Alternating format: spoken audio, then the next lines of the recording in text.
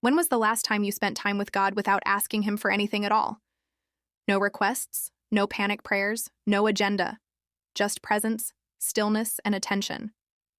Today we're talking about why spending time with God actually matters, what it truly looks like beyond religion and routine, what the phrase "God is love" means, and how understanding it and saying it reshapes your peace, identity, and direction. Spending time with God is not a religious chore or obligation.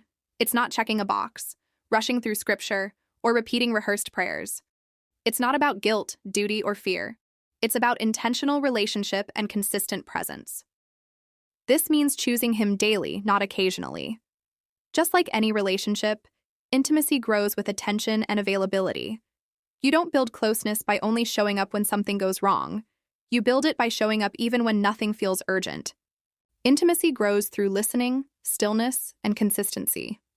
God doesn't want a rushed, distracted version of you while your mind is elsewhere. He wants you present, honest, and aware. Time with God can look like prayer, scripture, worship, silence, journaling, or service. The format matters far less than the intention, because presence always matters more than performance. Here's what most people miss.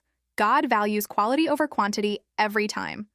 5 sincere minutes of focused presence can outweigh an hour of distraction. This is because God responds to sincerity, not volume. When you spend time with God, He exposes things to heal you, free you, and restore you. You see, time with God is love.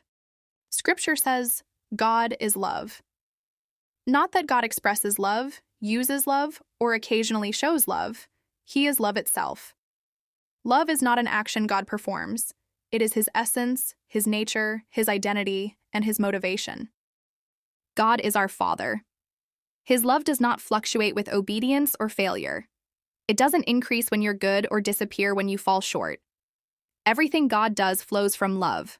Correction, discipline, boundaries, and even silence. Love is the source, not the reaction. Spiritually, God is love means love existed before creation. Love spoke the universe into existence. Love designed you intentionally, sustains your breath daily, and redeems what sin tried to destroy. God doesn't love you because you behave correctly.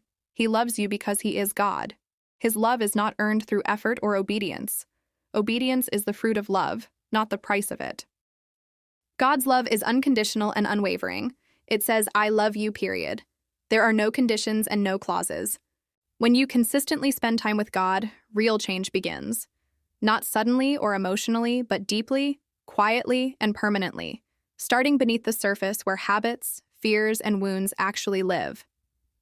Peace begins replacing anxiety, because when you sit with love Himself, fear weakens its grip. Peace no longer comes from control, certainty, or outcomes, but from trust, surrender, and sustained presence with God. Your identity stabilizes as God reminds you who you truly are. Not what trauma taught you, not what people labeled you, and not what failure whispered, but who He created you to be before pain and opinions shaped you.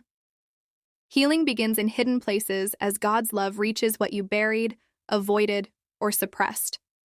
The more time you spend with Him, the softer those places become, because healing happens naturally in His presence. Discernment sharpens and confusion loses authority. Truth becomes clearer, deception stands out faster, and when you truly know love, you no longer confuse chaos with God's voice. Sin loses its grip not because of fear, guilt, or rules, but because intimacy reshapes desire. You simply stop craving what distances you from God. Most people approach God based on how they feel, but real relationships don't grow on feelings alone. They grow on consistency, commitment, and choice. Some days you'll feel close to God, and some days you'll feel absolutely nothing. And those are often the most important days because they build depth, maturity, and trust, so show up anyway. God honors consistency, and breakthrough often comes after the moment you wanted to quit. Don't let emotion lead devotion. Let commitment shape emotion. If you don't know where to begin, simplify everything. Set aside 10 intentional minutes with no pressure, no performance, and no expectations. Just time with your Father. Remove distractions, sit quietly, and start by showing gratitude. Ask God to reveal His love personally to you. You don't need polished words or perfect prayers, because God understands your heart before you speak, and sincerity always outweighs eloquence. God is not impressed by performance or religious effort. He responds to humility, honesty, and openness, so come exactly as you are. Spending time with God is not about religion, routine, or rule-keeping. It's about relationship, and relationships are built on presence, not perfection. When you truly understand that God is love, everything changes. You stop running, stop hiding, stop striving, and start resting, trusting, and receiving. You realize God is not waiting to condemn you or point out your failures. He is waiting to embrace you, heal you, and restore what has been broken.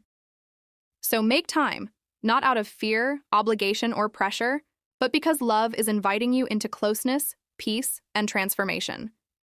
Do this often. Thank you for watching this video. Please like and subscribe, and I will see you in the next one.